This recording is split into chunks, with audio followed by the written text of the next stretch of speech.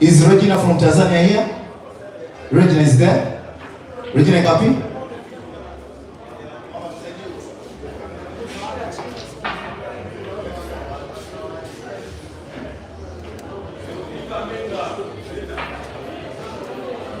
Okay, Kerusha, wait.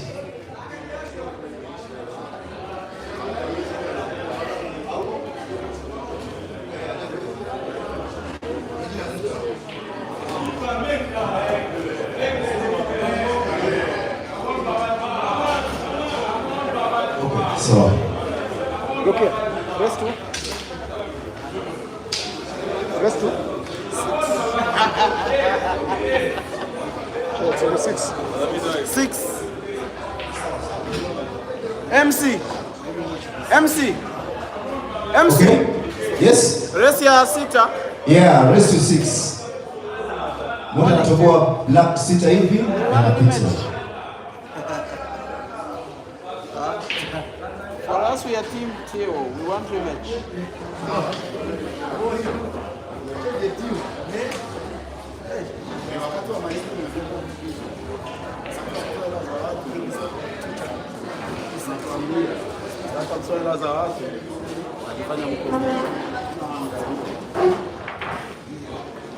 There's a very tense game on table number 5. You cannot tell the pressure.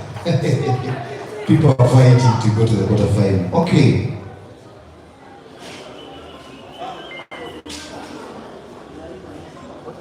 Where is Grace, Tanzania, and Judith? Please go on table number 6 upper even. Grace, Tanzania, Judith Musumbuko, table number 6. Wakuja hapa tuangalie.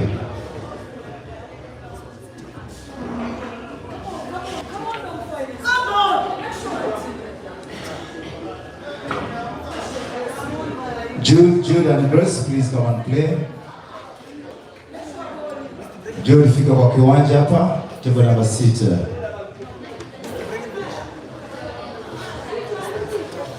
Very tough. That's why I'm here.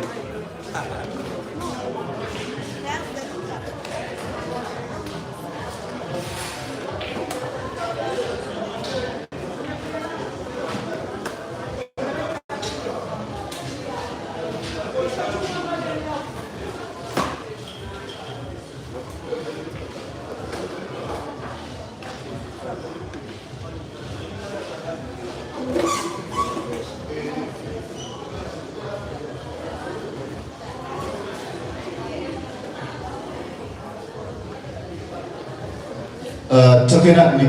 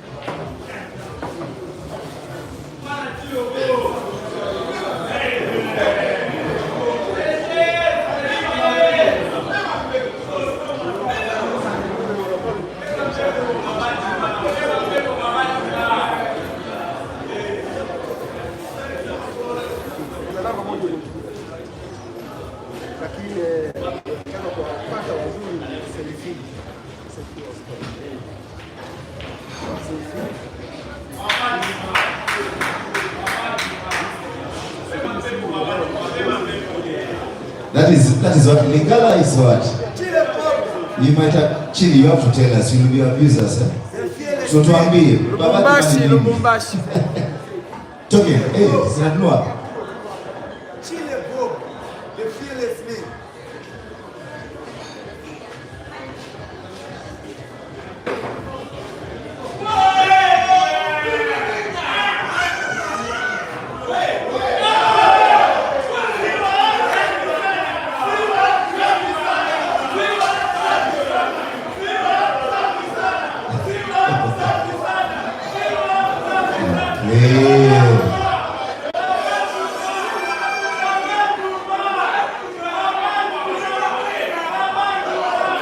Okay. Okay, let's go. Okay, got it.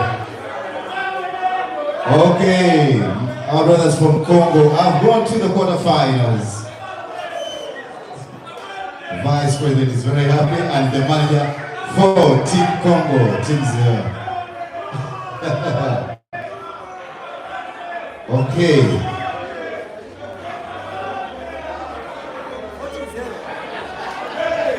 So,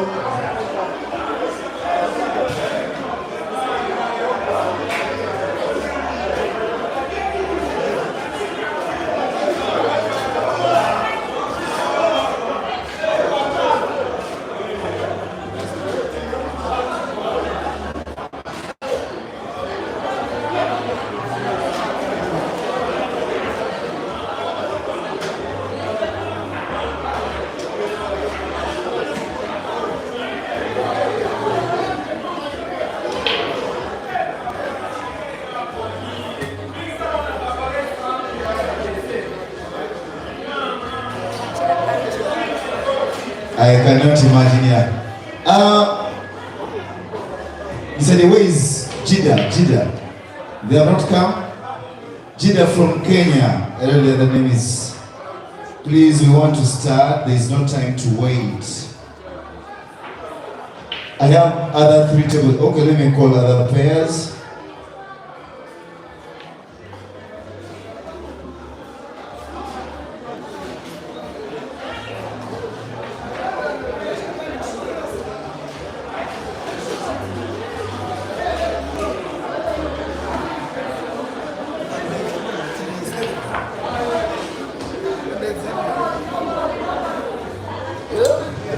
Where is Jackie? PR. Where is Jackie? Okay, and where is Jida? Bad. Hajafika? Okay, she's here. Joe, come and play. Okay, you play from here. She's here?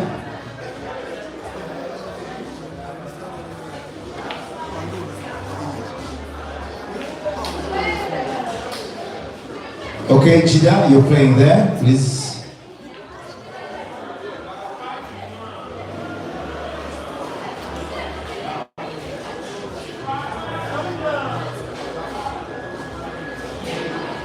Okay. Penrose and Sylvia, Tanzania. Table number 7. Table number 7. Sylvia, hapa hivi? Hapa. Anaangalia hapa. Penrose, come and play on table number 7. Sorry for the cameraman, I'm trying to disorganize you.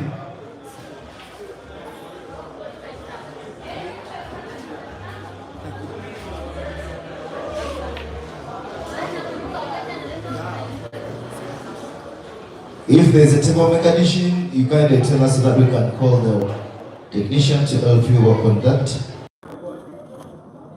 Microphone check.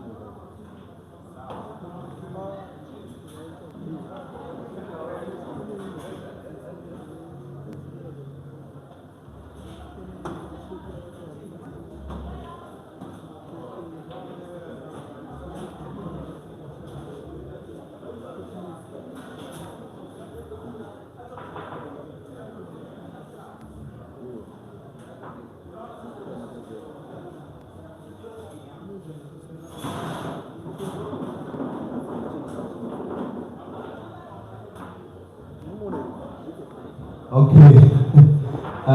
Francis, come and help me with this. Who can help me here? We want a picture also, yeah? Francis, come and help me here. You take their picture. By the way, we should have someone taking these pictures for our profiling, yeah?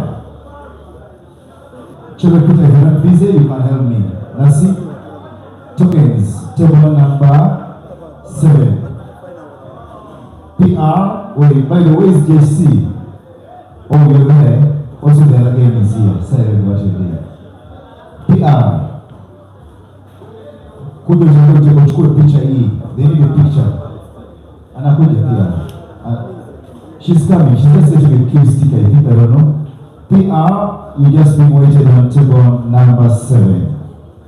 Let me have my guys from the media front to get all pictures for all players.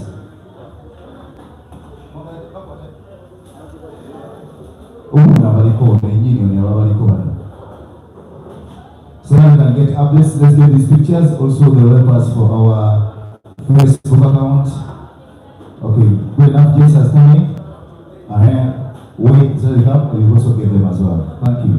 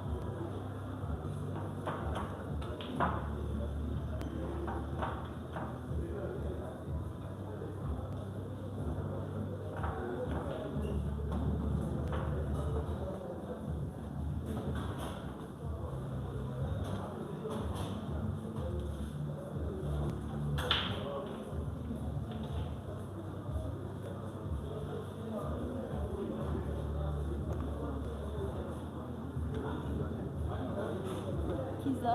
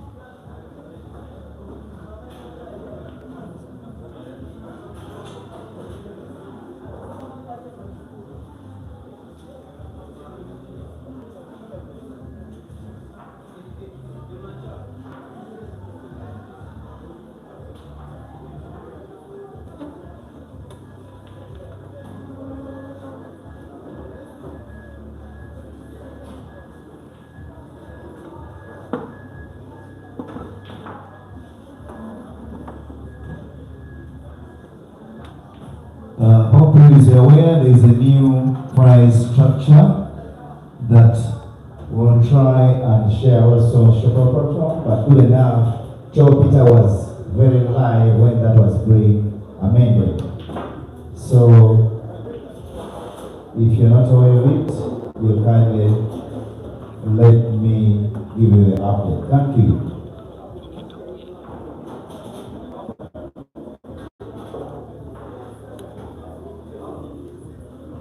Ladies, you're playing rest to 6.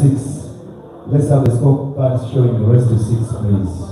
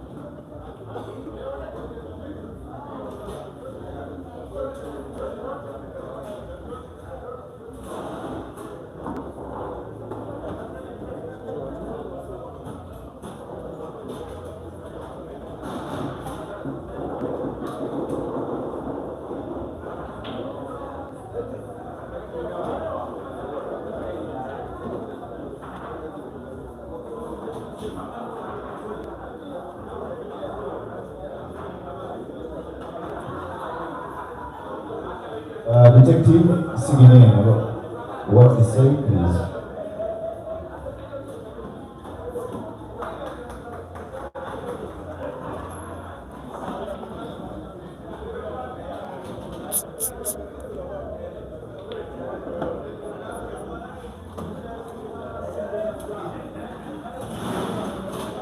Hello and a very good morning, everyone. From wherever you're watching, you are welcome to Tanzania by size, by big country mile, the biggest country in East Africa. We are back again to this great city of Arusha. Very historical city in so many aspects. It is the host of the CUEMASTERS International Tournament, which is in its second edition. The last edition in this same country was at CUEMASTERS other branch that is in Dar es Salaam, which is the country's main business city. Now the third biggest city is hosting us here, and we are at CUEMASTERS alongside Njiro Road, just at Engu Total Complex.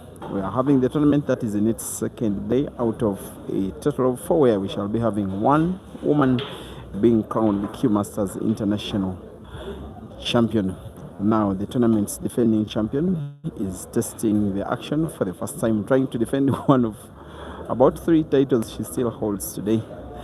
That is the Ugandan lady, Rukia Naiga, who is the defending champion of the CUEMASTERS International Carnival. She is also the defending champion of the African Ultimate Pool Championships,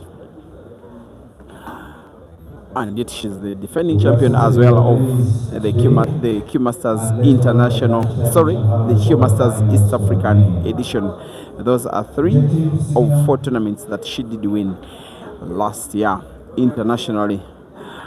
This year, she has so far been outplayed by her little sister, Rashida, but she's leading by 1-0 against one of the other finer players on the African continent, wearing green and white. That is Miss Boinello Kiiza, coming all the way from Gaborone in Botswana, and she's representing in East Africa for what is her first time, and looks like she's part of a contingent of, I think, 2 ladies. The other is Hatleo, who is, I think, also on table.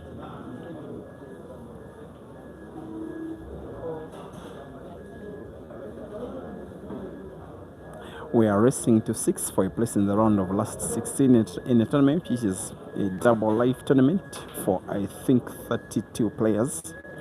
Cash prizes will only be for the semi-finalists either side of the draw, because it is the top 8 who will be walking home with money. That means the top 4 either side of the draw. Also, there is a possibility that any of the players can take 2 positions in the prize bucket of the tournament that has representation from the Tanzanians, then players from Kenya. There's one South African Zulu. There's the Zambian player, that is Masipiri. There's a player from Zimbabwe. There's a host of Ugandan players in the ladies category, about 7 of them. And they've been so bullish in African pole, winning everything that has been available in the recent past, besides the Queens, which saw Rukia's sister Rashida being eliminated by Nicola in the final.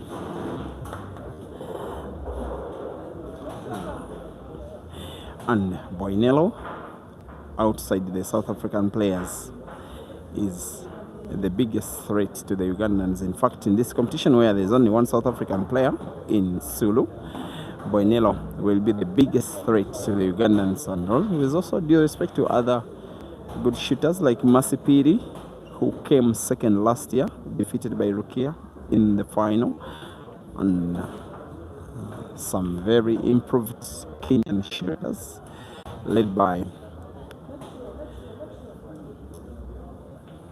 Penina Njoki. Then I can also see Jackie Givinji, Jedida, and Patricia Keruche, Stella It's a big delegation from the Michana family, a host of Ugandans, top class players, some of whom are facing off against each other, including Amina Faith Nganda and Rashida Motesi, who are facing off against each other, as well as Michelle, lady who sometime I commented alongside you, call her Mchuzi. She's taking on former Ugandan national champion Sheila Anka. For this one, there is a foul with Rukia, who is leading, now having advantage of the benefit of a free shot and another visit. I did have a little discussion with her. She was actually asking me when she was seeing me setting up the stream and asking her to come to the table as her match had come to pass. She asked me, who am I facing off? Then I told her Boinello, and she was like, what does that girl want with me? I don't want to play with her. Those two have faced off, I think, once at Queen's last year. The match was won by Rukia. Of course, she won the competition entirely. And at the African Ultimate Pool at the African Championships, the All Africa Ladies Singles Championships, Boinello faced off against Rukia's sister, Rashida, in a close match that was won by Rashida by 7 frames to 5. Boinello is a top quality player. For me, outside the Ugandans and South Africans, she's the next best item in sub-Saharan Africa. She may have a chance now after that miss by Rukia. And she's not yet shown us her qualities, at least in the course of this match. She's a very quality player. I've streamed about 5-6 matches involving her in 3 countries. This one should be the 4th.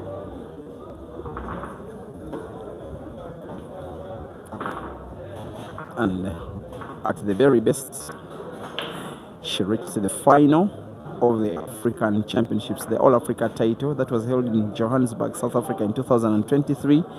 She reached the final and lost out to South Africa's Marina Jacobs. Beatrice Mabite, table number 8. Beatrice Mabite, table number 9. Hapa hivi table number 9. Beatrice Mabite, Tanzania.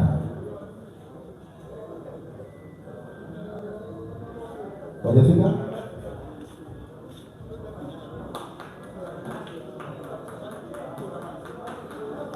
And the shot she played came so close to being so good,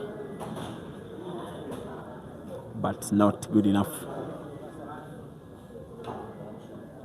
Okay, hapa hivi table number 8. Paul. Jack niambie wangu. Akuja hapa hivi. Rukia seems to be snookered totally. Cue ball is completely hidden within the jaw. She will be coming off the cushion. It's a big traffic of reds. You fancy she will find one of them. And yes, she does.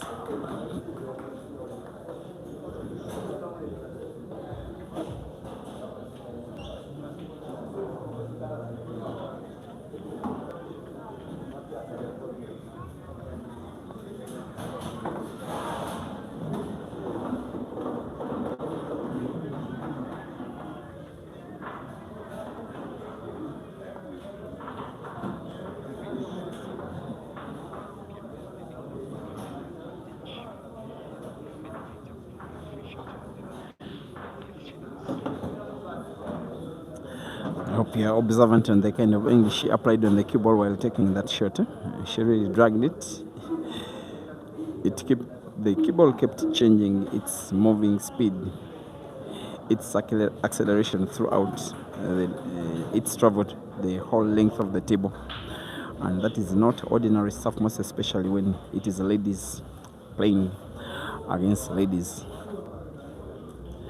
She now has the yellow to post diagonally, I think, to the corner pocket's top left. The reds will be causing a problem. She seems to be on target, and yes, she is. And the 2 yellows she's just spotted are now the introduction of the class That is Botswana's finest. That is Boinello, who will be aiming for the black to the same corner pocket for what will be, in my opinion, the best clearance of the two that have happened in the match. It is Boinello Kiiza 1 and Rukia Naiga 1.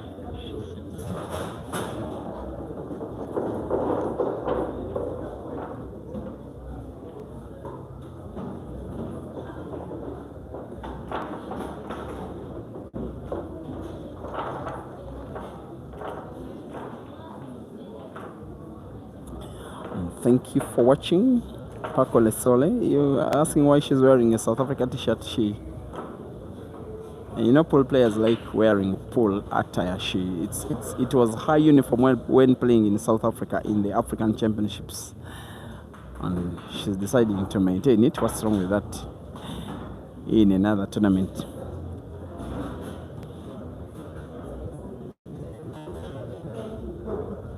And Sammy Gonzalo is saying the game is so slow. It's understandable, but these ladies have got quality, very good qualities, both of them. So that's what happens sometimes when players know each other and they have too much respect for each other. They slow down the game, fearing to make mistakes because they are aware that a mistake is almost losing a frame because their opponent is that good.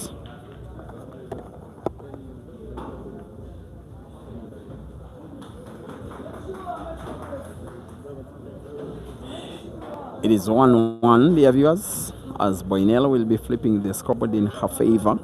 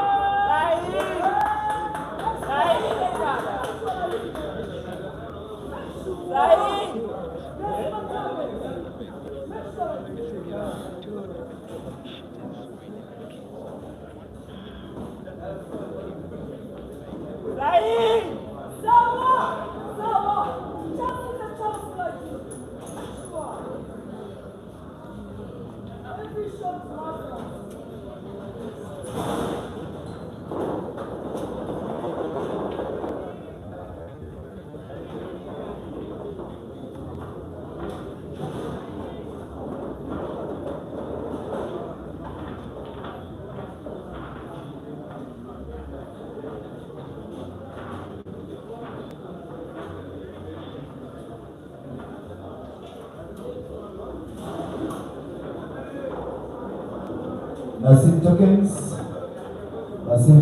table number.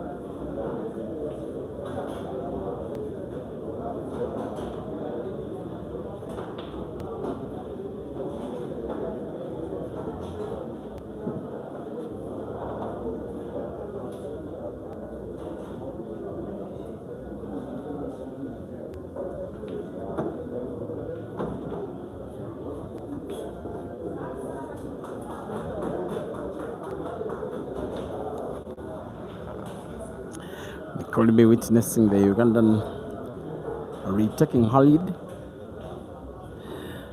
She could start with either of those two raids. She does have to play.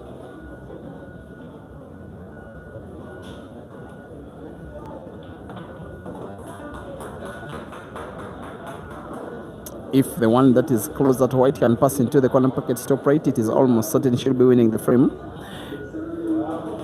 And the position of the black is a little bit worrying because of how close it is to the yellow. You can say she's giving it a look every now and again, but I think it can pass if she has sight of it and can cheat the pocket just a little. She may now have a little bit of stop effect on the cue ball. Play it a little leftwards. That is one good shot that is likely to win one good frame. That could see one of the best black ball players take the lead against another of the best.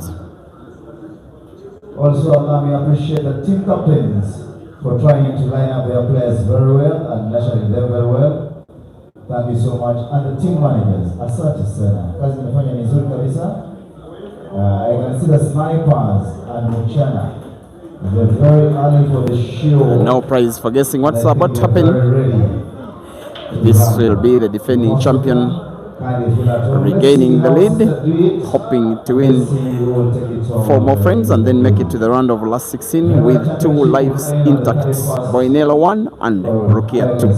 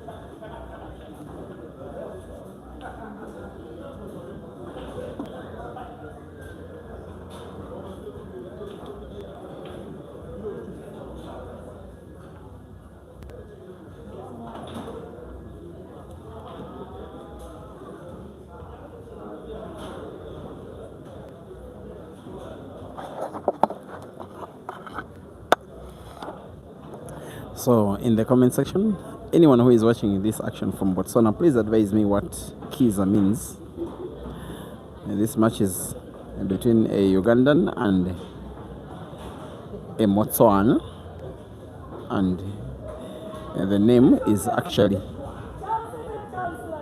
it's a name in both countries. Now, in the country of Rukia's origin, Kiiza is the name of the child that is born after the twins. Like when a lady gives birth to twins, then the next child that she gives birth to is automatically Kiiza. That's in central Uganda. Now in Botswana, Boinello is Kiiza. Why Kiiza? Oh, it's the same. Someone please advise me.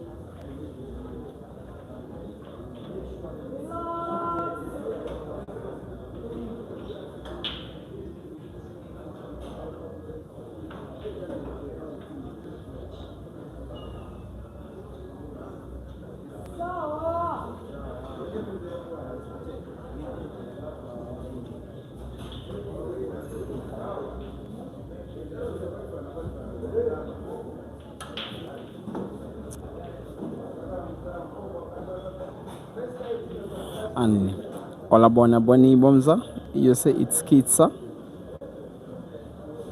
No, she told me she's Kiiza. I asked, she told me she actually spelled for me her name. She told me it's Kiiza. So I'm asking what the name does mean. Also, she calls herself Kits as a nickname. And Maharai, stop saying that she calls herself Kiss. It is Kits as in Kits, not the other kissing which you like so much. 2 frames to 1.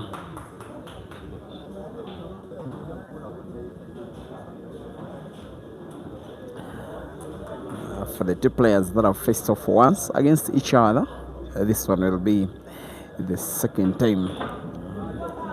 This is going to be a rivalry. I believe that will live on for so many years. And Kiiza for the last 3-4 years is a very good revelation to African pool.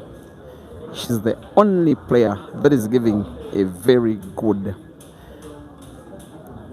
that is giving good competition, very good competition to both the Ugandan ladies and the South African ladies. Sometimes she beats a good number of them. And it is always them, always they who eliminate her. And a very good example, typical of such, is when she reached the final of the All Africa Championship in South Africa in 2023, the tournament that at the time had Rukia as defending champion. And Chigonya Suela, thank you for watching. Reminding us that the scoreboard is not changed. It's not yet changed. It doesn't take away the fact it is 2 frames to 1. Rukia does lead. Snookered, she comes off the right cushion and plays yellow and puts it.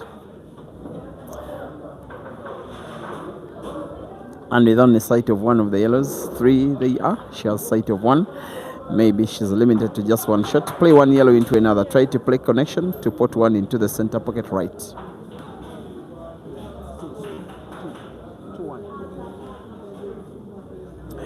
This is the shot. It's not successful. She went a bit defensive, understandably so, hiding the cue ball to the top end, exactly where Boinello doesn't need it.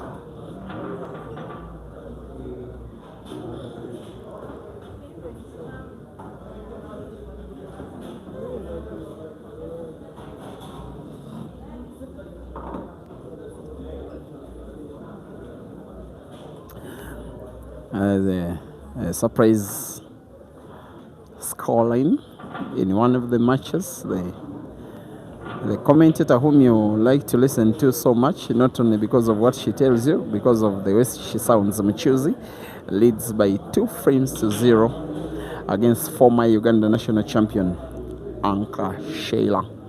1-0 between the Kenyan duo of Jedida and Jackie Githinji. Jedida is in the lead, while it is 3 frames to 1. Motesi Rashida in an all-Ugandan classic leads against Amina Faith Mwanda. The Tanzanian lady Sylvia is down by 1 frame to 0 against one of the most improved female players on the continent, that is Kenya's Penina Rose Njoki. And also 1-0, I think the other Botswana player, that is Hatleo, is down. We are having action on just about 10 tables or so. Another very good match which I really wanted to stream, but I will keep focus on this one, which is the biggest of them all in the arena of the international ones, where it's 2 players of different countries facing off against each other. There is another between the only South African participant. She's called Tsulu. She was also part of this event last year, reaching the quarterfinals and getting beaten by the eventual winner, Rukia. A very close match it was. It also took the longest amount of time of them all in the competition. I do remember more than 2 hours, for which they raced to 7. She's taking on the player that came second from the last edition. That is the Zambian Masipidi, who is the sole representative from her country.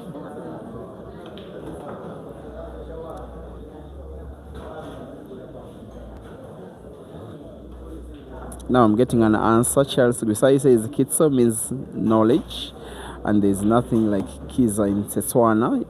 You say the word Z is replaced by TS, okay? So that's why Kiiza is Swahili, maybe, yeah?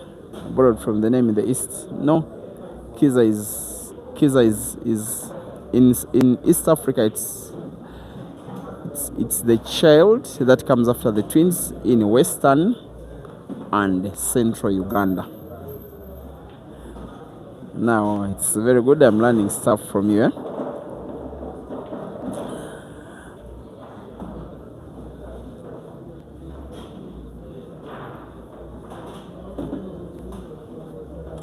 And Kiss is Nokan. It's a shot she played relatively well. Imagine without the presence of that yellow, she was almost certainly finishing off the frame. But with the presence of the yellow, if she doesn't come off the cushion and put the red, she's almost certainly losing the same frame. She should be very careful not to allow Rukia's lead grow so big. And the player she's taking on is one of the most feared female players in black ball, in my opinion, in the world. As Kiss comes off the left cushion. It's the only option she realistically has.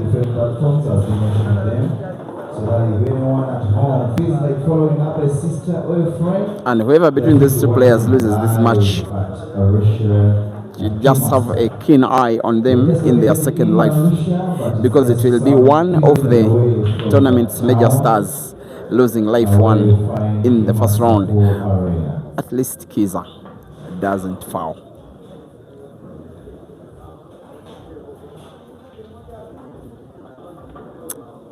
Jange Douglas, thanks for watching. From Ginger, you say you are my #1 fan. You've humbled me. Number 2, Katlego from Botswana leading 4-0. Sorry, table number.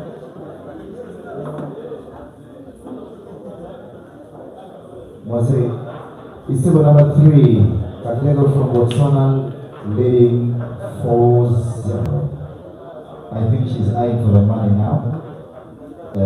She wants to show a first step to the next round. Okay.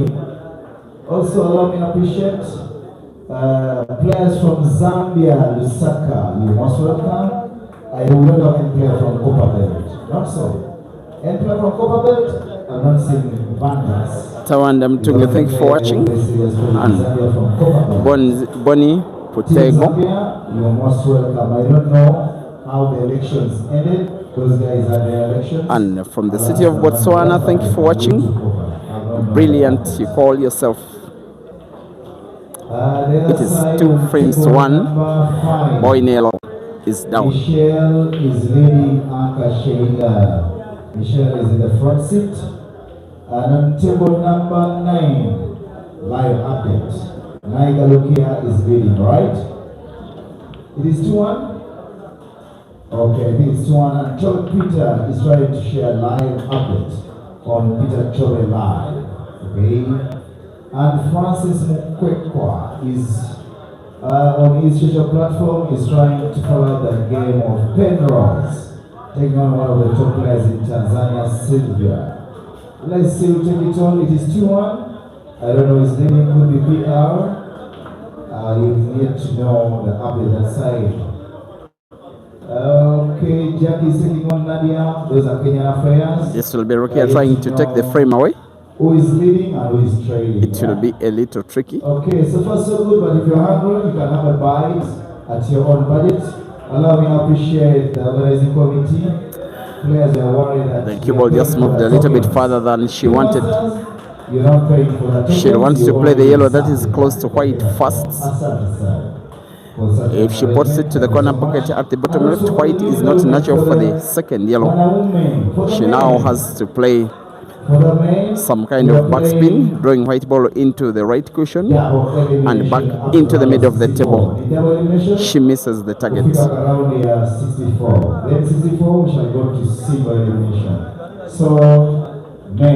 She came so close to being perfect there. Sheldon in the middle, thank you for watching from Kabanana area in Zambia. You may as well advise me who of the 2 players you are supporting to take home this one. Either Boinello, who is wearing, now I can confirm it's actually a South African attire, both the colors. So I'll be giving you the updates, and also allow me to appreciate my brother. I think it's for a team from Cape Town. Maybe she has some money made that side, some sponsorship deal. I'll be speaking to her when this one is done. And when I stream another match involving her before the tournament ends, I will be advising you. She will want maybe to put the red to the corner pocket where there is the yellow. It can go in. She can also opt to play defense, play red off cushion and off yellow, not to put the red, and that will be safer. She plays into the yellow direct and scratches and fouls, and perhaps will be losing the frame. She should have been a little bit more patient. There was no point being so adventurous trying to win now, especially given the risk in trying to pot the red. And now she's just about to learn that players like Rukia, when given chance, they take the chance away. You have to be at your best, even when you're good enough, if your opponent is the defending champion. And for Rukia, she will be potting yellow to the center pocket right, play white off the top cushion, move it back to proximity to the black, and she will want to put black to the center pocket right, and the rest is a formality.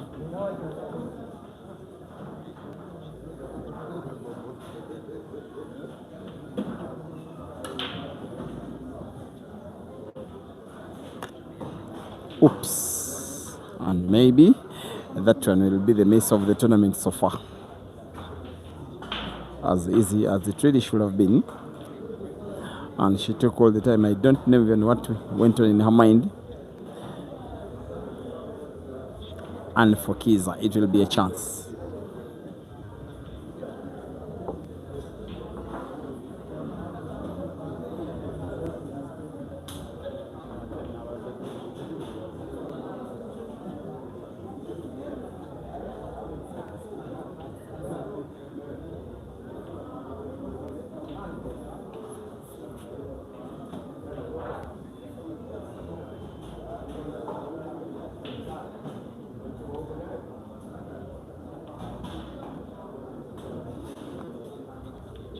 That is not so bad safety play. Tempting it is for Rukia to try off the bank. Play black off the left cushion. Try sink it to the center pocket right. Maybe play into the corner pocket bottom right. That will allow her play defense. It's what she's doing purposely to defend. The defense is not successful, and I think she's losing the frame now. And whoever is watching from Gaborone must be saying, come on, kiss, kiss. She'll be potting red to the corner pocket top right. Draw the cue ball backwards, but in right direction. To move it close to the black, which black she will want to put to the corner pocket bottom right. Backspin maybe off the left cushion, and then close to the black. She does have the skill, no shade of a doubt, and the rest is a formality.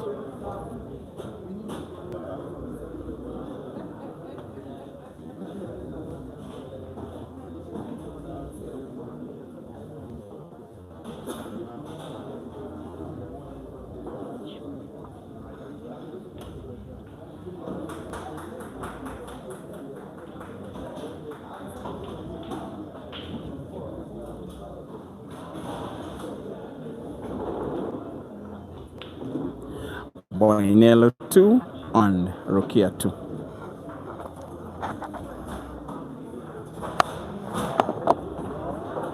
Okay. For the team event, please note we are playing quarterfinal and semi-final today. We'll be using 4 tables. We'll have 2 teams or 2 pairs at a time.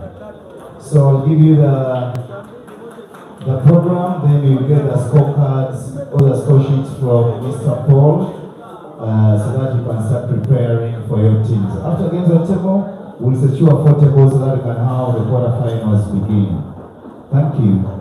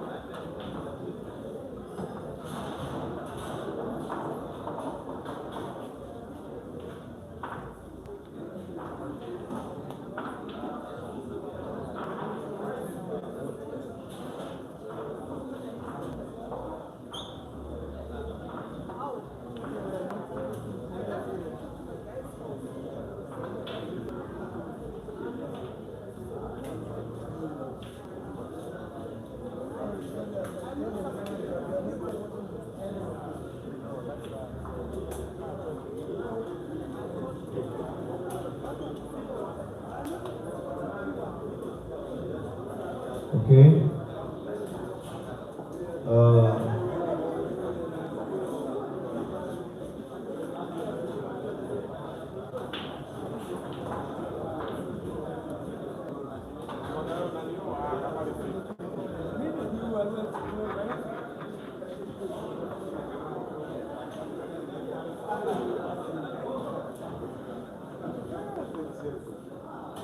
Okay, on table number 11, the 3-1. The 3-1.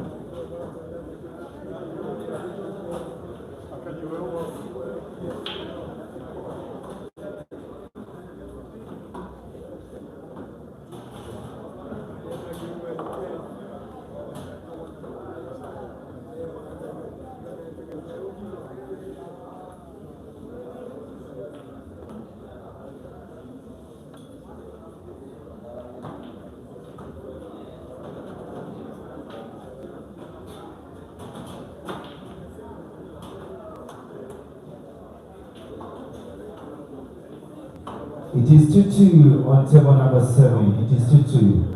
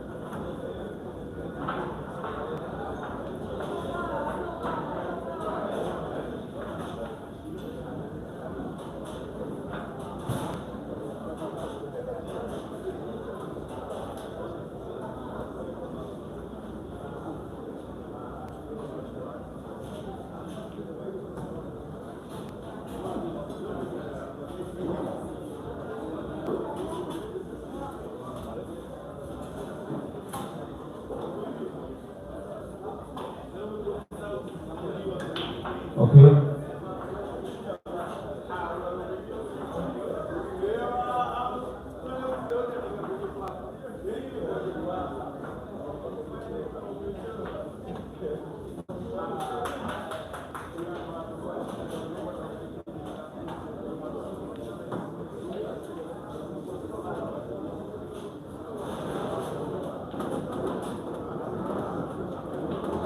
Okay, table number 1.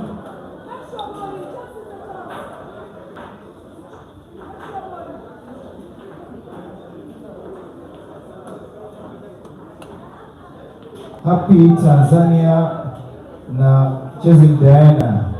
Diana, happy you're here? Happy you're happy? Happy Tanzania. Karibu hapa. Na Diana. Diana Kabasa. Where is Diana Kabasa? Okay, please come and play.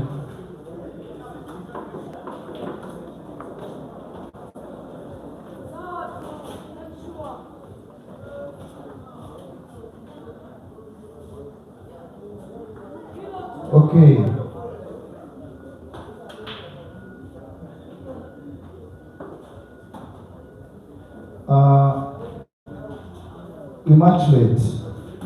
Immaculate. Okay, come and play with Imati. Come and also play here with Imati. Immaculate from Malawi. The only player representing Malawi this time around. Rashida has gone through still maintaining 2 lives, and Amina remains with 1 life. Okay.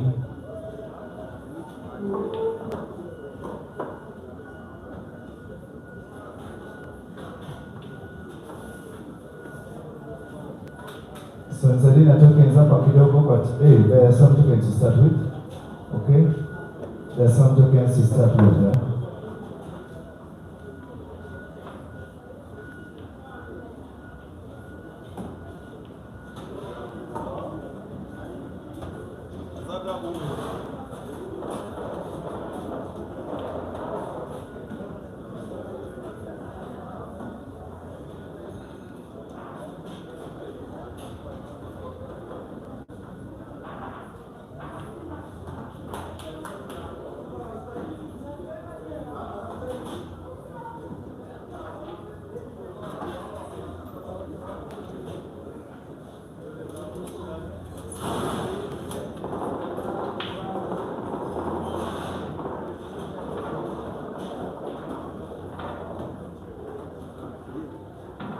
My umpire for table number 1 and 2, please come back. Official.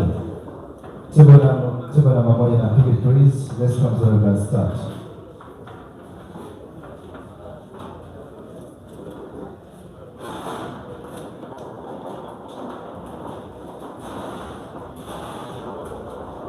Remember, we are playing race to 6. Race to 6. Okay.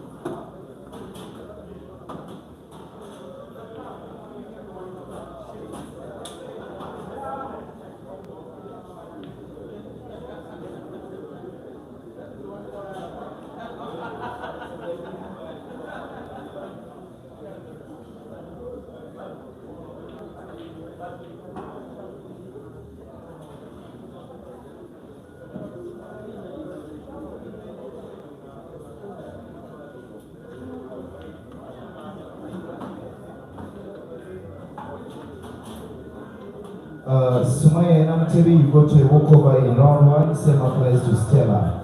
You're already in round 2, so don't say I'm just not calling your names. You're already in round 2. Okay, table number 3. Table number 3.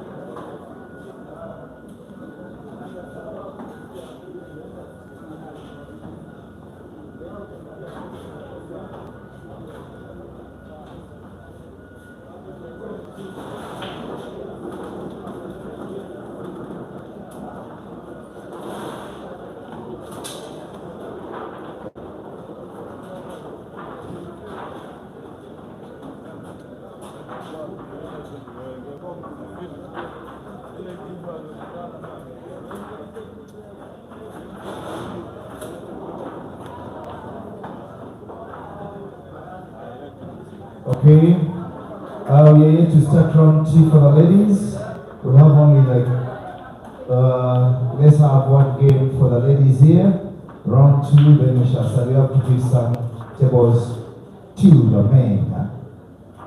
So if you go to walkover, it means you're coming on table now. Okay, let me have Stella and Kerushe to come on table number 3 here. Table number 3. Kerushe and Stella, please get ready, come on table number 3 right now. Round 2. Okay, round 2, Kerushe and Stella, please come and try your luck here. Let's see who will take it all. Thank you.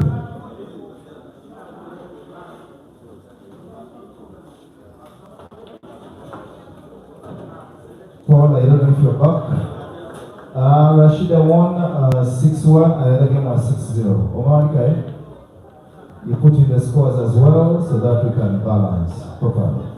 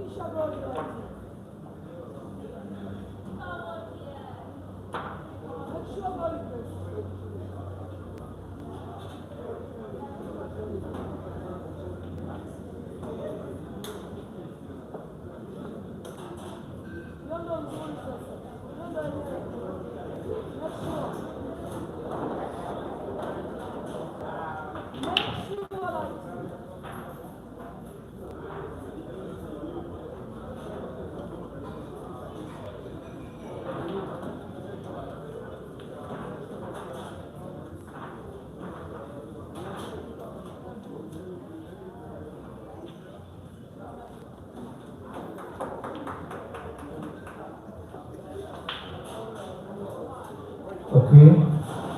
After updating, I'm going to share the team's program and the tables to be used shortly.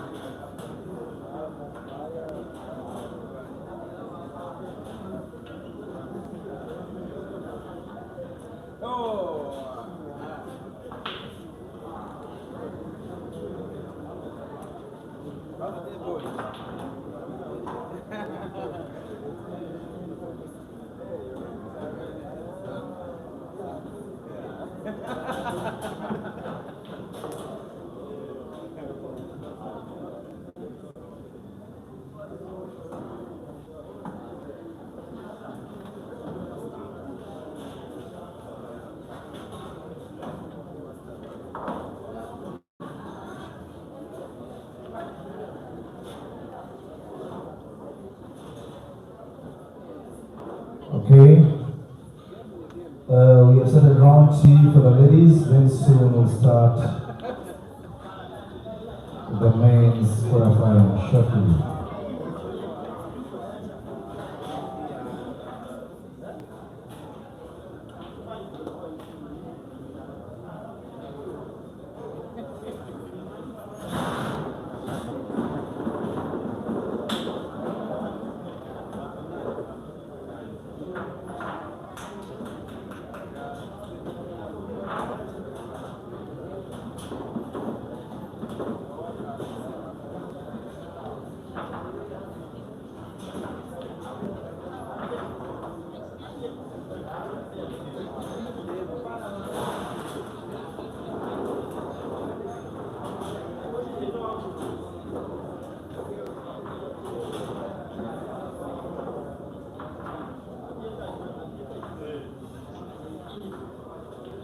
Kiiza, photographer.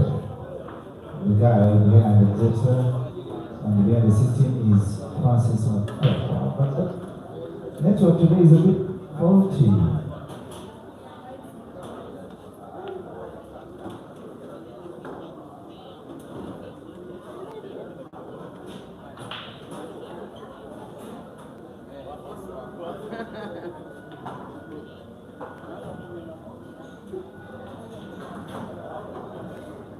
Rose is leading 5-2. Only one black to the round of 16 in life 1. Okay.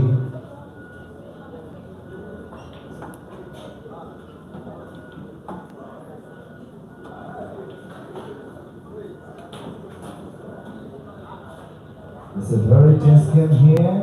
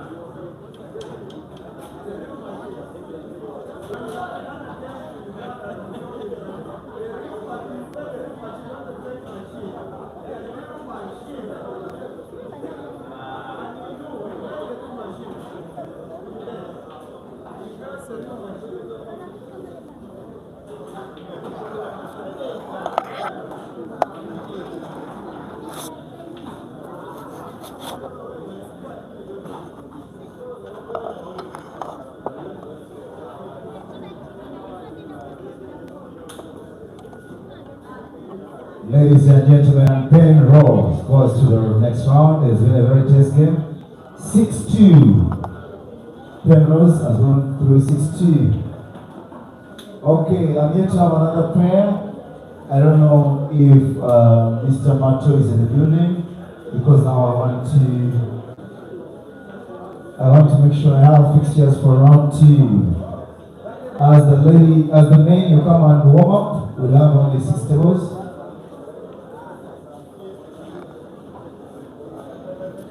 It is now 3 frames apiece in a match that is taking the longest time of them all, and from at this speed maybe it will go on longer than any other match. A little bit of a surprise score, 5 frames to 3. Mchuzi leads against Anka Sheila, who is one of the tournament's very favorites. And if Sheila doesn't win 3 frames in a row, she will be left with 1 life in the competition. 6 frames to 2. The Kenyan number 1, Penina Njokiros, has qualified into the round of last 16. It is 4 frames to 1. Kenya's number 3, Jackie Githinji, leads against her countrymate Jedida. 0-0 between another all Kenyan duo, Stella and Keruche. For now, 3-3. I'm not surprised whatsoever. I expected this match to last longer than any other, but also the biggest of them all that have been happening in the arena in the morning session.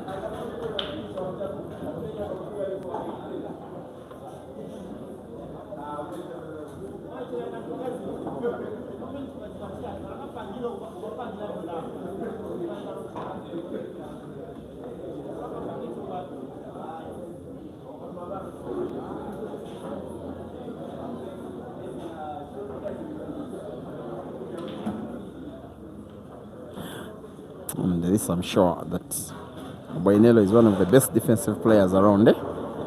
She will give it to you when you ask for the defensive game, but also she's not any bad at offense. She has good key ball manipulation skills, and her potting prowess isn't that bad either. If she wins this frame, which she looks like some kind of favorite, at least for the frame, she will be taking the lead for what could be the second time in the match.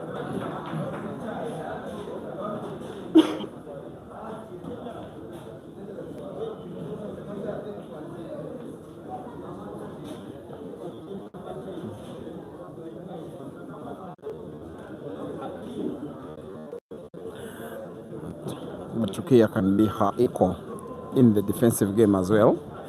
The 2 players have a very similar set of skills. That's why they have too much respect and also fear for each other on the table. I just think Rukia edges it because of what she has accomplished already.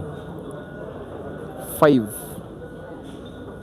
international accolades to her name in the singles, and about 5 more when it is more than singles. I think the 5 are the 2022 African title when she became African champion in the singles. She also won 4 comps last year, that is Queens Bulawayo, CUEMASTERS Arusha, CUEMASTERS Dar es Salaam, as well as the African Ultimate Pool Championships. She has also won the team title with the national team 3 times on the continent, as well as being doubles champion in 2023. Those are the 10. 5 in the singles, 5 in the team, taking on one of the most budding stars of African pool in Boinello, who has just somehow come short of playing combination shot. You can clearly see what Boinello is trying to do.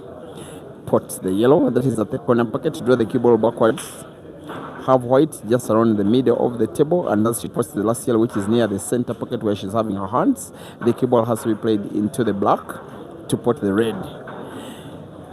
Maybe that red may have blocked the better movement of her white, but as long as she has any sight of the yellow, she will be okay. The cue ball can be played with top spin, bounced off the right cushion, be played into the black to put the red in what could be successful combination play.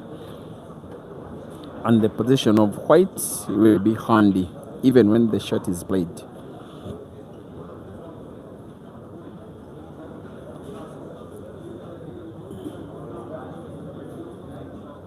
It's the shot she is trying to play.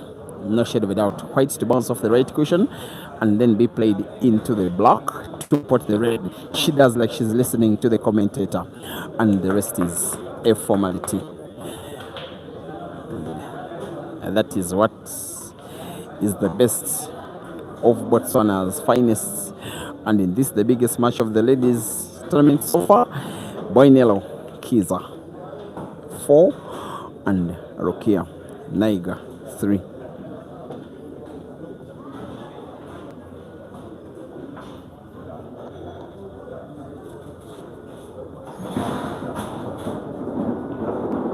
Okay, Mutesi Rashida and Katlego, please come on table number 7. It's a gorgeous game. Mutesi Rashida and Katlego from Botswana, round 2.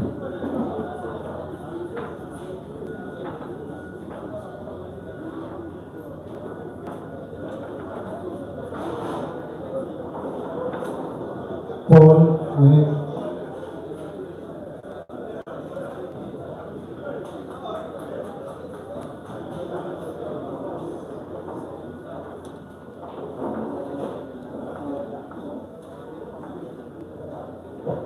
Yeah, just here. Okay. Mutesi Rashida, where are you? Rashida, please come on table 7. Okay? Come on table number 7. Round 2. Also, we are having next games on table 11 and 9. We shall have team event on table 9 and 11. Then table 1 and 2. We shall always have one quarterfinal on those tables. So ladies will be using the remaining tables, and the fans, you have to maintain that spirit and remain in the outside the arena, in the stands, please. Nasif is just there. Is there. Nasif, tokens hapa hivi. Tumemove.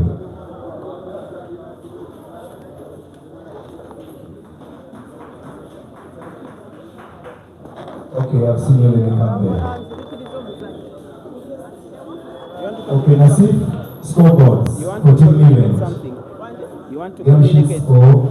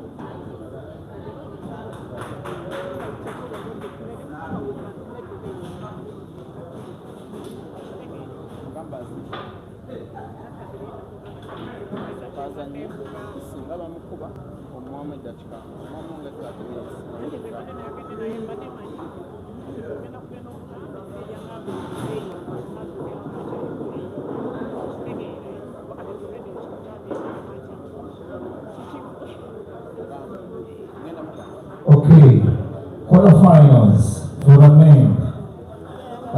CUEMASTERS Tanzania will be playing the Snipers.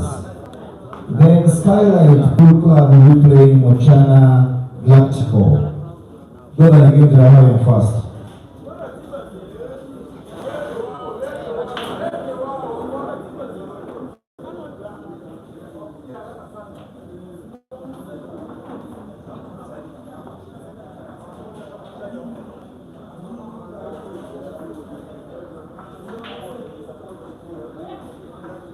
Okay.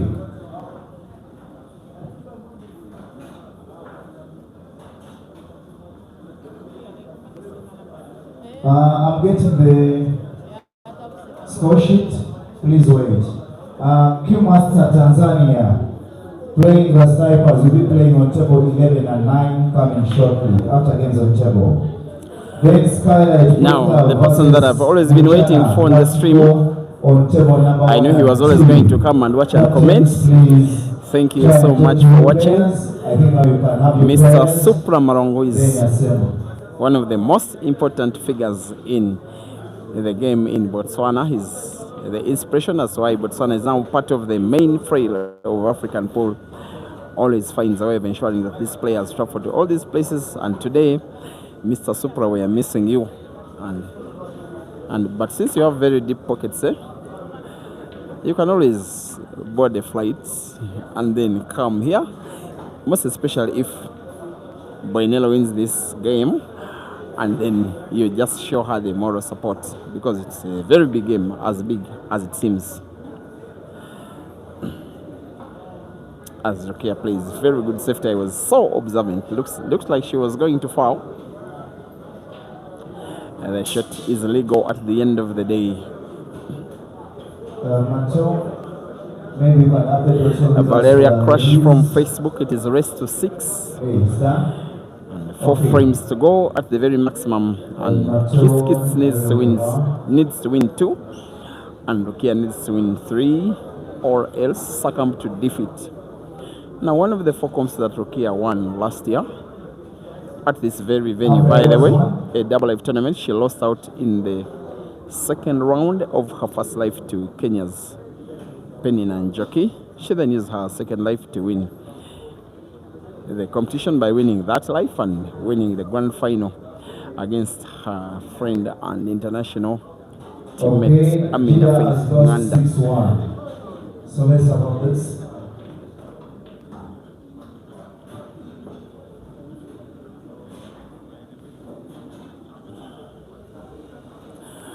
This is Kiiza trying to win what will be one of her better performances all career. She normally gives a very hard time to the Ugandans. It's just that 2 of them beat her almost all the time, including her opponent currently and her sister. But as the match starts to grow into its evening, Boinello will be encouraged by the fact that she's leading.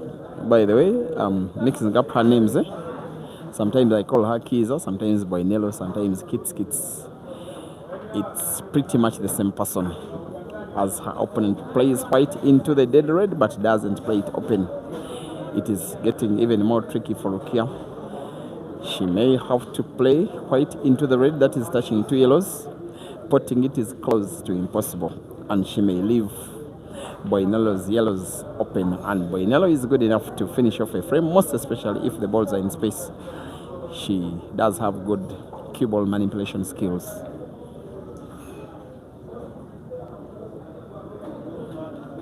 And that is the shot, and that is the impact. Big advantage, Kiiza.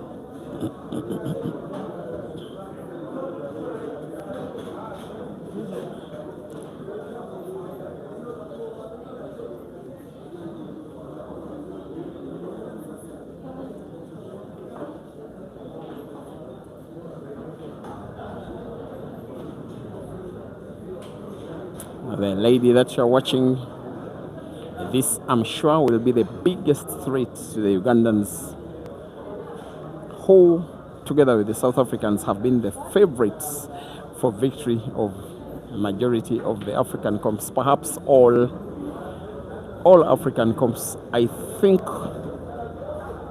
all of them, for maybe when ladies pool was first incepted for the very first time in African pool, in there that was 2014, in this country 12 years ago. It has always been either a South African or a Ugandan, or a South African team or a Ugandan team. That is both the singles and the team. But there is one lady today that is showing that she has the skill, the character, and the temperament to match them. She's still lacking an African title, but she's good enough too. And that is Boinello Kiiza. And by the way, the other Botswana lady I'm learning that a Botswana is a person from Botswana. At one time I was calling them Botswanans. Then you guys corrected me in the comments. I do remember. You see, I'm a good learner. That is Hatleo. Is playing against Rukia's younger sister, Rashida. And in that one, Hatleo, although she's a decent player herself, will be a big underdog for the victory. As Boinello gives the chance back to Rukia to try and play what could be an equalizer in a match that could see it decided. It looks like it could take this one. We could have it at 5-5 at one point, but Rukia must first make it to 4. Maybe this is the chance. Okay. All she needs to do is to be on target. Leo versus Makamushi. And then have sight of the block. First, this has to be shot on target. It looks on target. Just slightly off. She came so close to even fouling and losing it all.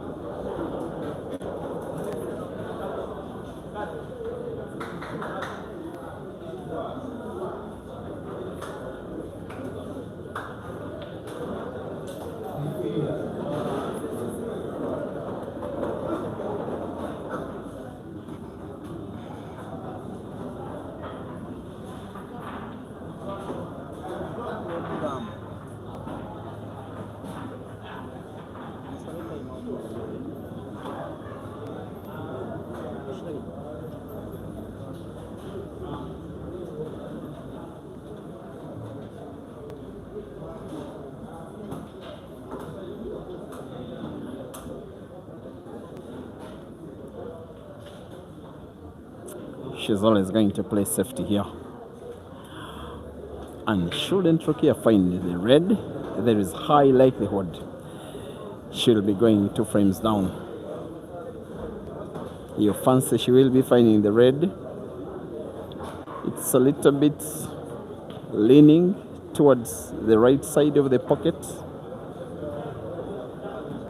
Finding it doesn't guarantee that she will be potting it.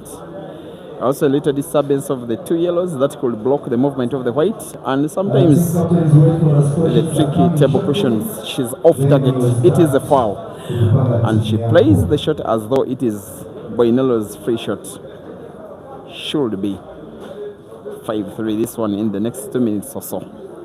Big advantage to Boinello, and if she wins this frame, in my opinion, she will be an overwhelming favorite for victory of the match. And this one will be very big for Botswana ladies pool. Yes, they are already good. For me, perhaps the 3rd best team after, in whichever order, the South Africans and the Ugandans. Or will I say the Ugandans and the South Africans, whichever the order.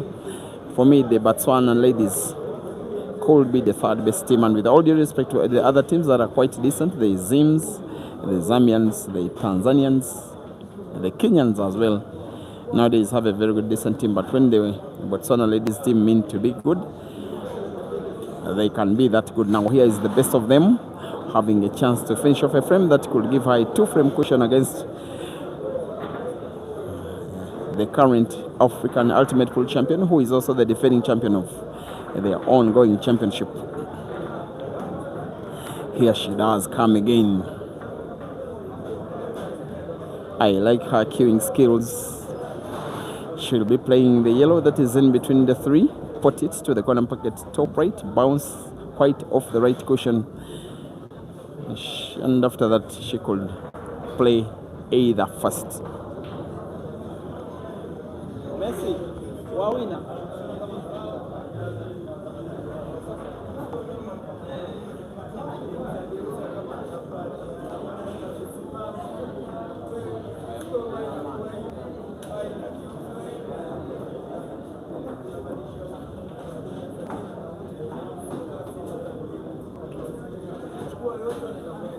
Last year's first runner-up, Mercy Pidi, has defeated the only South African participating in the ladies' comp, that is Sulu, who will be involved as a participant only in the second life.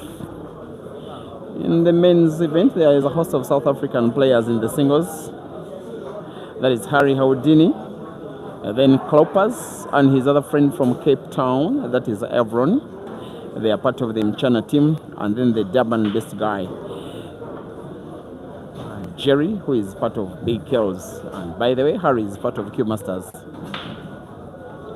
So the management teams from all those countries, just to be reminded by this, what is happening, that they need to register their players for the team event, or else it will continue that cycle of their players being taken up by management teams in countries far away from home. Same thing that is happening to the Ugandans, by the way, with the Big Kells team, predominantly Ugandan, and the Congolese team Ziwa have two Zambians, so that is Chipidi Dopidi and Chileshe Mubanga, and so on, and so forth. And Mochezi has been defeated by Shayla after coming from 5 frames to 3 down, which Shayla has won 3 frames in a row, including a decider, and has qualified by 6 frames to 3. Boinello will be favored, I think, to pot black in a direction to the corner pocket bottom right. It's so direct, and she has good queuing skills and good potting ability. Should be done? No. That was done so poorly. The shot was so direct,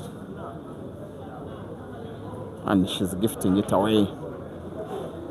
And that can very easily be the turning point of the match. And while Boinello is a very good player, she shouldn't utilize chances like this. One of those times when you're good, but somehow you're playing someone who is kind of better. When you have a chance to take them down, please do.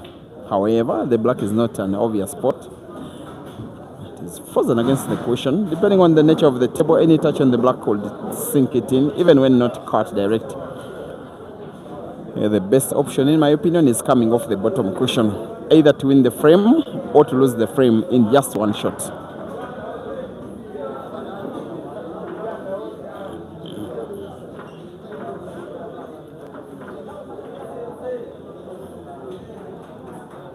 Okay.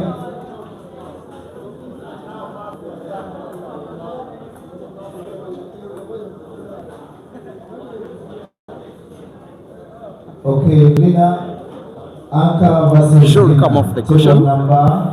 And finally, she makes up her mind that that is the better shots to play anyway. Either to win the frame now or to lose it now. Off the cushion she comes, she wins the frame.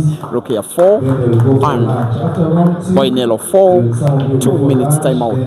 Rukia.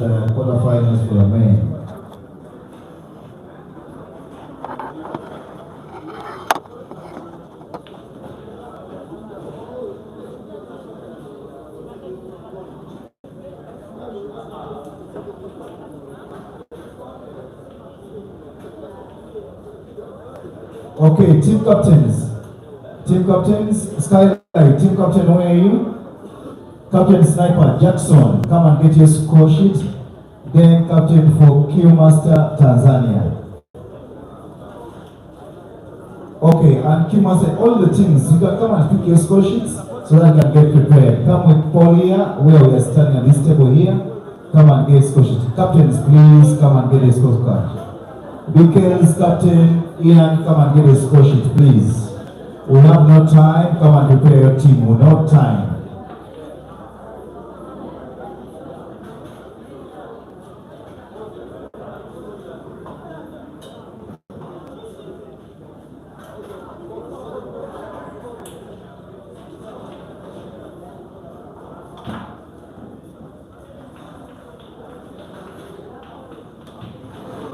Skylight team captain, where are you?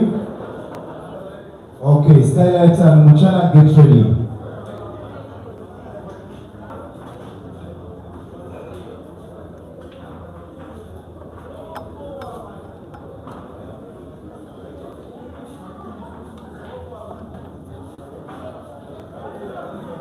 Okay, Skylight, you're playing Muchana. Skylight, you're home.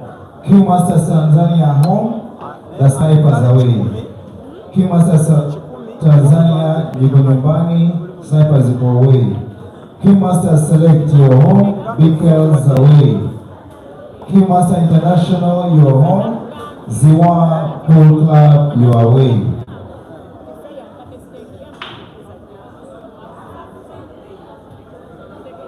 Okay, show a picture. Now I want those tables for the team event.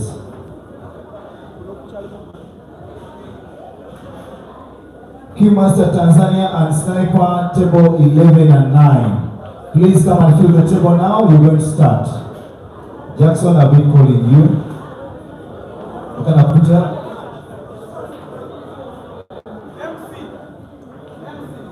CUEMASTERS Tanzania and the Sniper.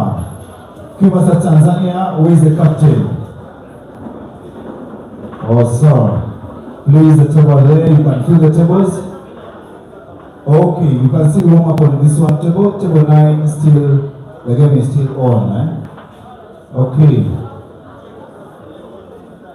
Please, you ask if you're away or home.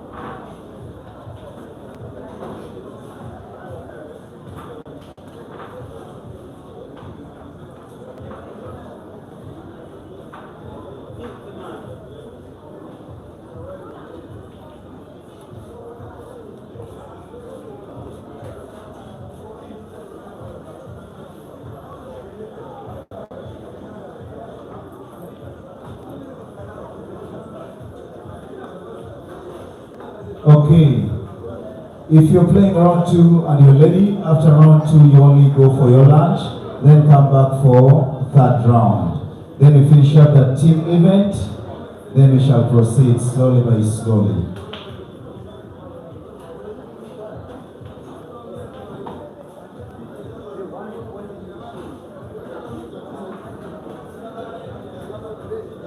Okay.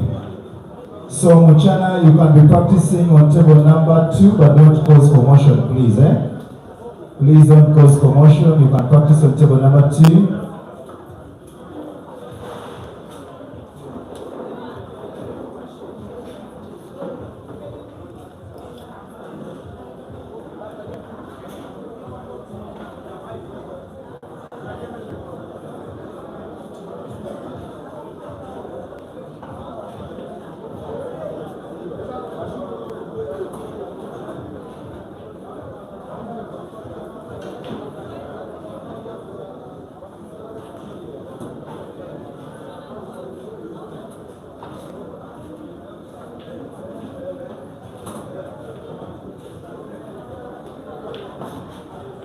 Skylight Captain, where are you? Captain from Muchana is looking for you so that you can fill in, please.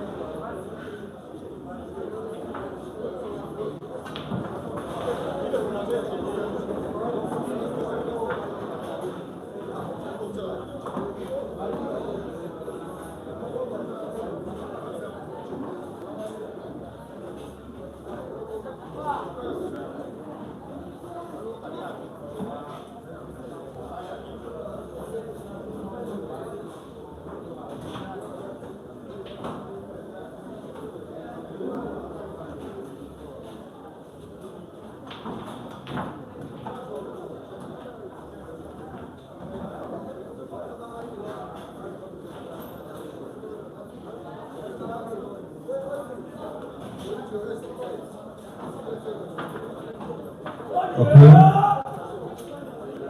We're having first two games.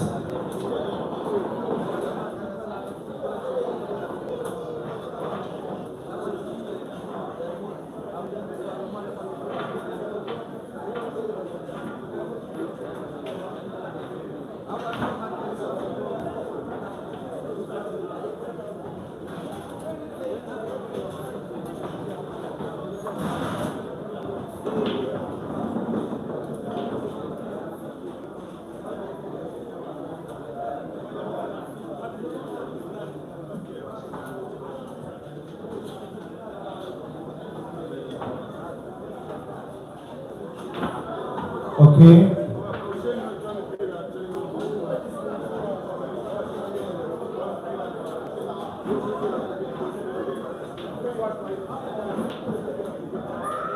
Timeout show, I think, is up. For table number, timeout is up, please.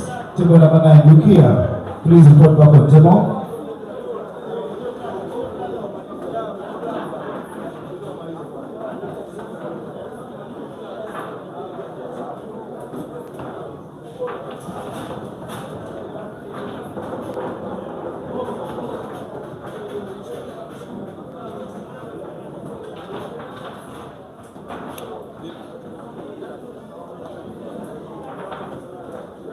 Okay.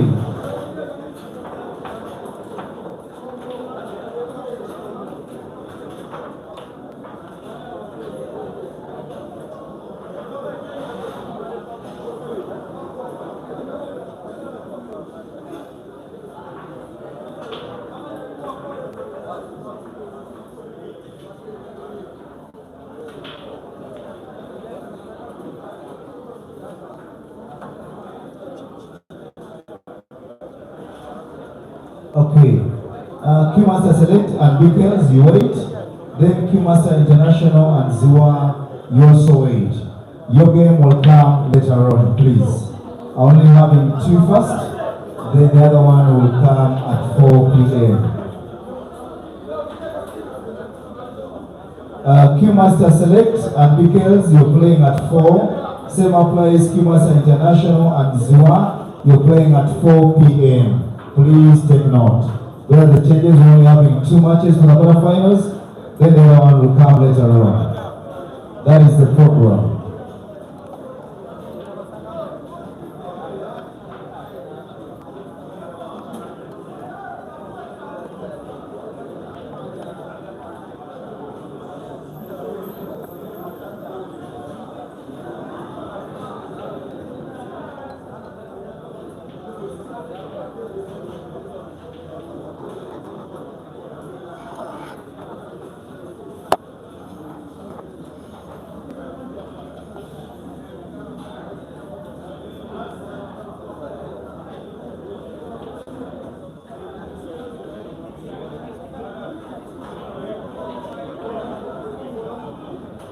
Okay.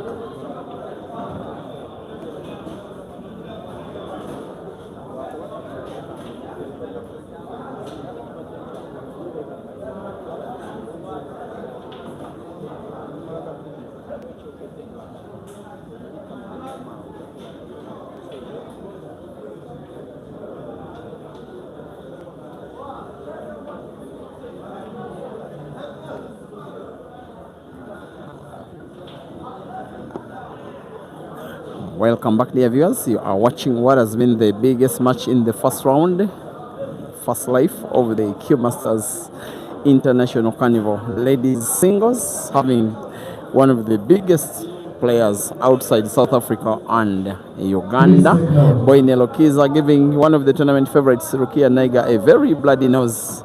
A race to 6 that has been turned into a race to 2 because the score is 4 frames apiece. Just 3 frames to go, including this one, and the match will be won by the first 2 of the remaining 3 frames. And Tabo Motlang, the delays. Because Rukia had a timeout which was timed at a maximum of 5 minutes, and that's why there was no action for the prior 5 minutes. Majority of the matches did go according to the form book. South Africa's Zulu eliminated by Masipiri, the player that came second from last year.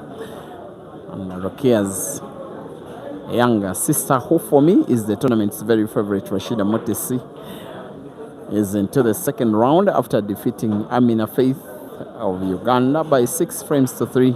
She's now taking on another Botswana, that is Hatleo, and if I'm not mistaken, the score is 3-0 to Rashida.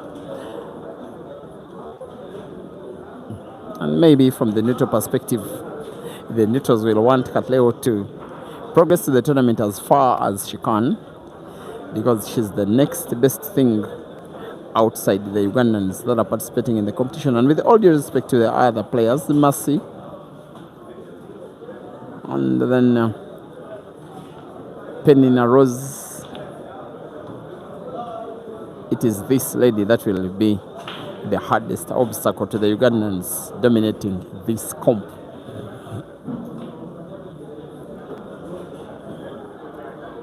She has gotten snookered because the red of the 2 that she wanted to play first is the one that is closest to the bottom cushion. She has in sight only the one that is at the top end. Putting it will be very difficult to whichever of the corner pockets, top left or top right, that she will want to aim. before the cue ball may be played into the corresponding corner pocket. It could be a scratch whether or not she pots the ball.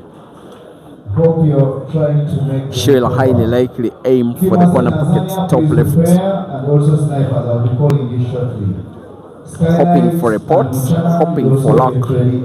There's a huge traffic of yellows which could block the movement of the cue ball to the bottom end even if she were to pot. It is 5-4 on table number 1. Let's see. She almost made the pot there. And there we are. On table number 3, it is 3-1. I don't know who is leading. I'm yet to know. Kerusha is leading 3. Okay. Playing Stella.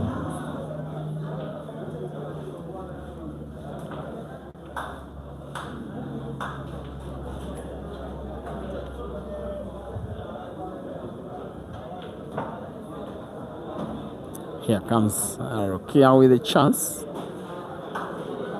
Some of the times her opponent Boinello has been blowing away chances. It could easily have been 5-3 now.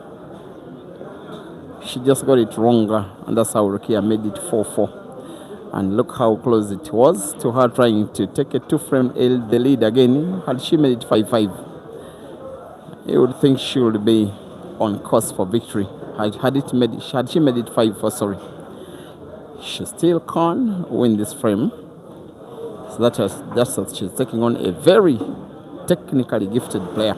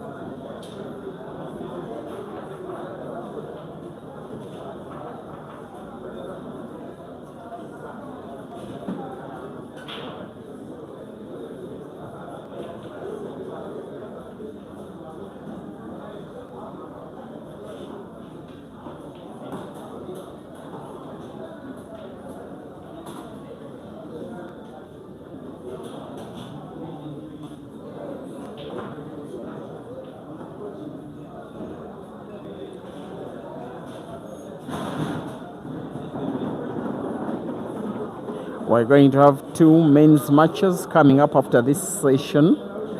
That is in the quarterfinals of the team event. An all Tanzanian job between CUEMASTERS International and Snipers. Maybe that is the match I'll be streaming. There's also going to be the Mchana Galacticos. That is the Kenya A team, or call it the Mchana A team. And they are going to be taking on the team that is CUEMASTERS Tanzania. That is the B team of CUEMASTERS, but strictly Tanzanian, all of them are. And how, if you advise me in the comment section which match of the two you'll be wanting to watch, it will be coming your way. As Boinello comes off the cushion and she does find the red, she just plays it behind the black.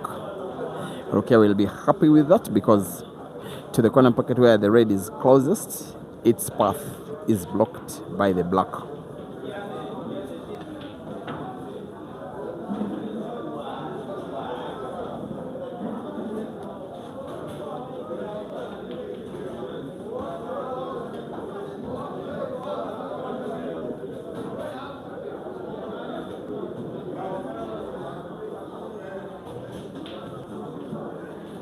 So maybe this is the match that we shall be waiting for. I was just talking to the tournament organizer to wait for the ongoing session to come to a complete end.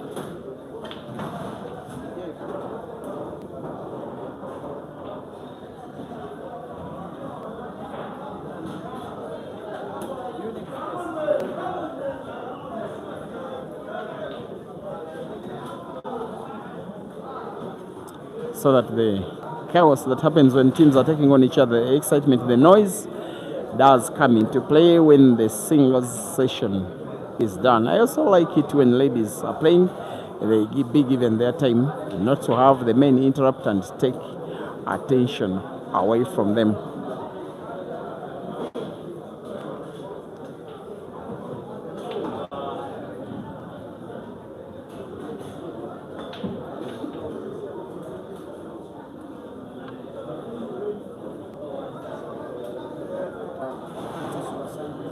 Shot has been well taken. Maybe it could have come better had she played white into one of both of the yellows that are near that cushion on the left. A little chance for Boinello trying to win the frame now. Pot red, that is near the center pocket left. Play the cue ball maybe to the top end and back. It won't come easy because of the position of the black. Maybe just spot the red. The cue ball still moves towards the top end, and then just play the last red in some kind of way. Play your last ball. Sometimes it is right when your opponent still has a dead ball on the table, which is what Rukia is involved in now. The shot that Boinello is about to play will come in handy. Pot, she will, yes she will. The cue ball will be tricky. If it can be potted into the corner pocket at the top left. She probably will bounce right off the cushion. She pots it instead. Hit by the commentator's curse, and the chance comes for Rukia to lead again in the match, to win 2 frames in succession.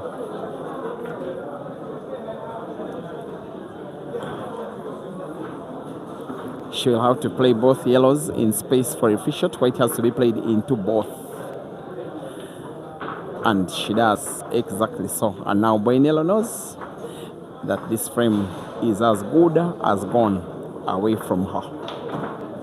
Okay, it's also 5-4 here on table number 8.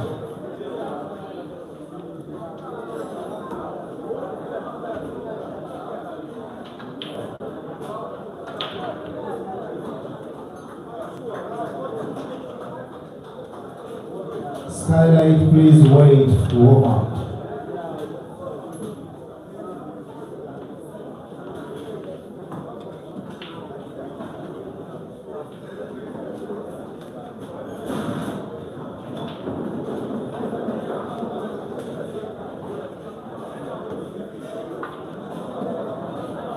The little problem Rukia may have is the position of the red. If the cue ball is played poorly, she may get herself snookered. She may need the cue ball either bottomwards or leftwards, just to have full sight of the black. She wants to play white bottomwards, move it the whole length of the table. She plays instead leftwards, and that will do. And her Ugandan teammates are already uploading the shot. They believe that is the shot that is getting her the lead in the match, to need to win 1 out of 2 to take victory home. Rukia 5 and Boinello 4.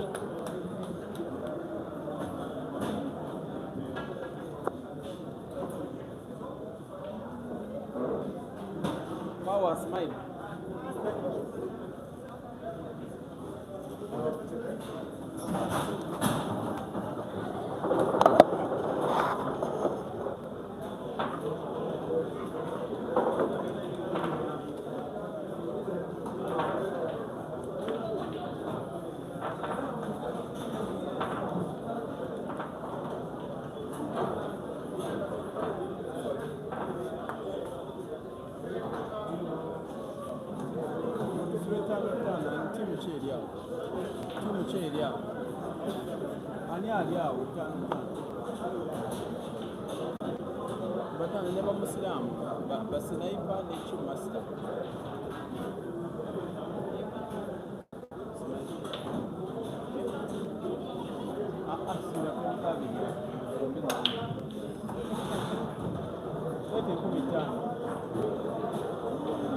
It is done. That's the very test game here.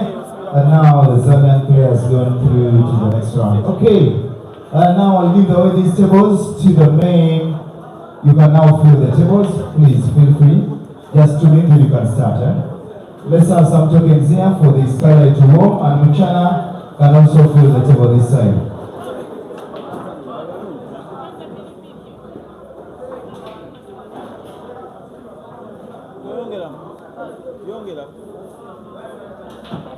The upper is there, then the captains can warm up for a few games, then we can start.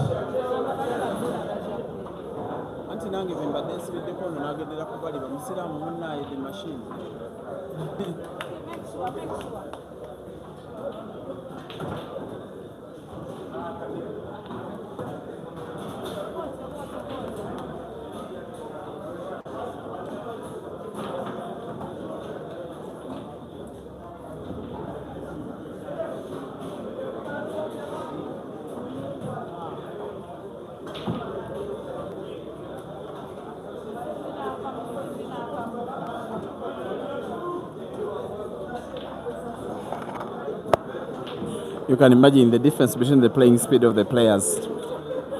Rashida Mutesi, who is Rukia's younger sister, has won 2 matches against Amina and against Hatleo, when another match is happening and still ongoing.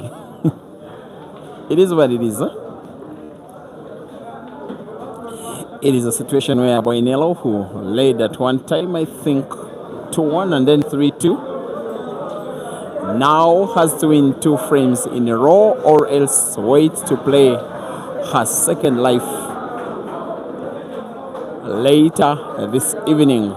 After now, we are going to be having 2 matches in the team event.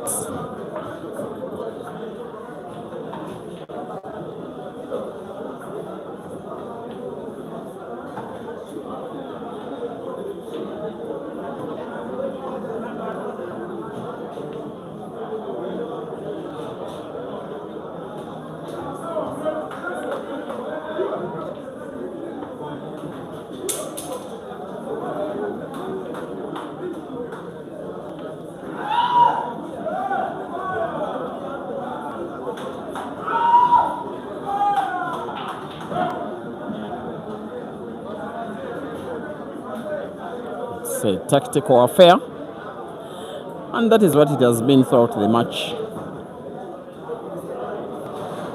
For about 2.5 hours they've been playing out. I've always thought this match was always going to take a very long time. The only way the match will take a short time is if one of the players had won with a big score, say 6-1 or 6-2. But as long as 10 frames are going to be played, they are always going to take 2 hours plus. There goes yet another miss for Boinello.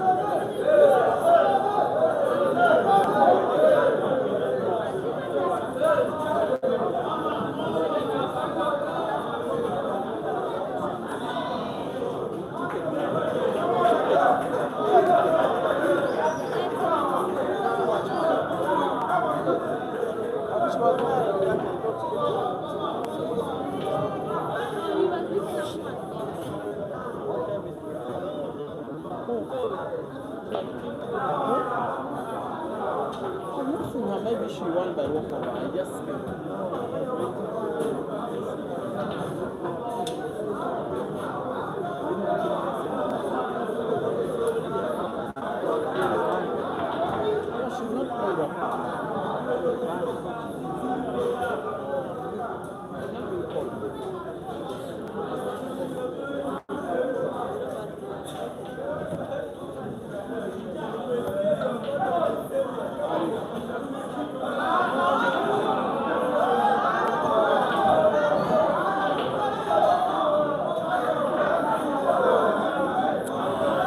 And looks like Boinello will want to play combination shot here. If she gets it wrong, it could be very brutal. She will play defense. Very nice safety play, that one I will call it. That is if she's allowed chance to play again in the frame, because now the yellow can pass. That is maybe off cushion and off red. It's just that Rukia's reds are positioned so spacious. You think she can finish them off in one visit of the table. If she does, she wins the match. And by the way, she will be the home player, Rukia, here. She's at home. This is the venue of her management. Ugandan, but Tanzanian managed. I think she's the only player in the female gender under the CUEMASTERS family. As she puts a red to the corner pocket bottom left, she has a very good stroke. She makes it easy, a lot easier than it actually is. When that stroke is on, you can easily call the shot as in way before she plays it.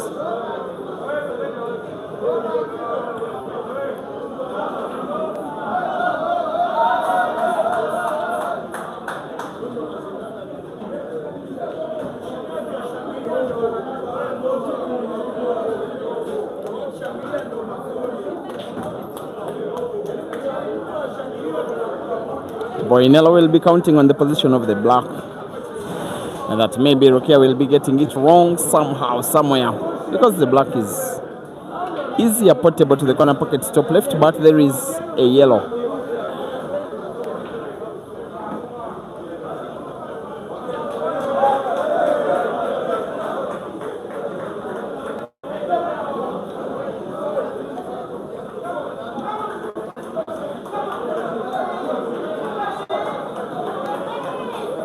Okay, as soon as we start the team event, I think Botswana is starting with skyline. So for the ladies, please. Whatever she's trying to do, Make sure players are seated well. as her sister glances on the table, also walking past it, it is to put the red. Maybe with the top spin, move the cue ball to the top end of the table, try to put black to the center pocket right. It's what she should be trying to do. The cue ball has to move around the position of the yellow. At the corner pocket, she plays it into another yellow and gets herself snookered in what could very likely be the game's turning point. Advantage, Boinello. The defending champion is getting herself in trouble here. Merci, Rosalia. Merci.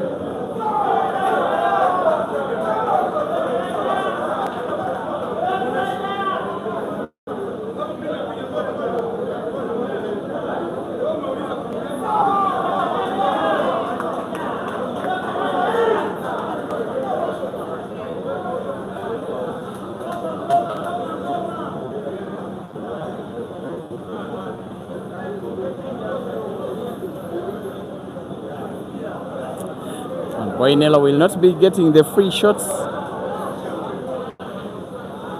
but that is the position she will like. At least it looked as though she had played her last in the frame. Now she does have a fighting chance. You fancy she's going to play snooker? Just play the yellow, that is rightwards of the 4. Leave quite hidden behind another yellow.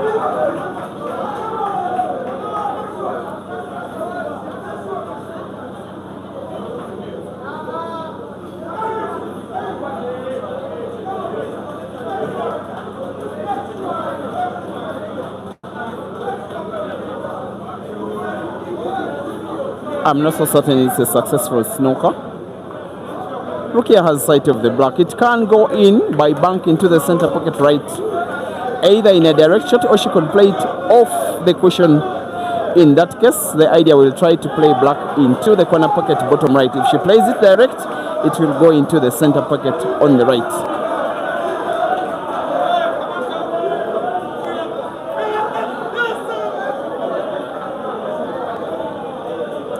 Here she does come either off the cushion or direct to try and put either to the center pocket right or corner pocket bottom right.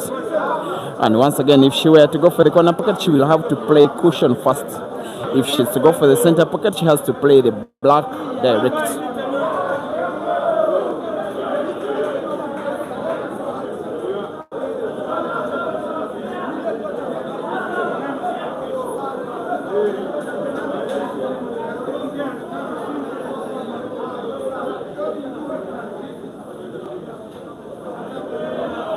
She's taken all the time in the world with full knowledge. If she gets it in, she wins the match on the frame.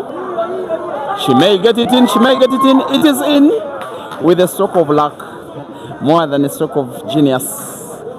Luck bails her out, and the Ugandan wins the match. The fight from Boinello was good, just that sometimes she gave away some frames and was punished. For her, the learning curve continues.